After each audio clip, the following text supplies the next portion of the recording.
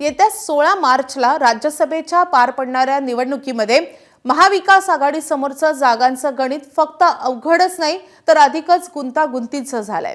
तसंच राज्यसभा आणि विधान परिषद या दोन्ही निवडणुकांवरून मवियाला खिचवण्याचा प्रयत्न केलाय तो भाजपचे प्रवक्ते केशव उपाध्यायांनी। महाविकास आघाडीच्या सध्याच्या संख्याबळात राज्यसभेचा एकच उमेदवार हा निवडून येऊ शकतो आणि शरद पवार पुन्हा राज्यसभेवर जावेत यासाठी संजय राऊतांचा आग्रह आहे।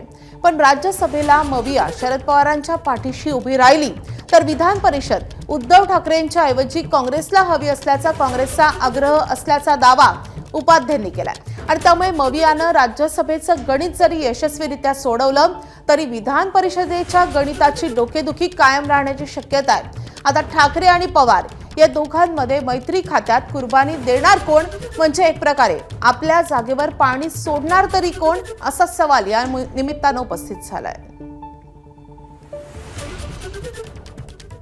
राज्यसभा आणि विधान परिषदेला प्रत्येकी एकच जागा येऊ शकते महाविकास आघाडीतील 3 पक्षाची।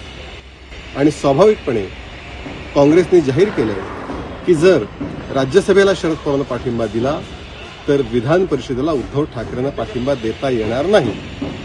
त्यामुळे या तथाकथित 2 मित्रांमध्ये आता कुर्बानी कोण देणार, राज्यसभेसाठी शरद पवार की विधान परिषदेसाठी उद्धव ठाकरे, हे पाहणं औत्सुक्याचं ठरेल।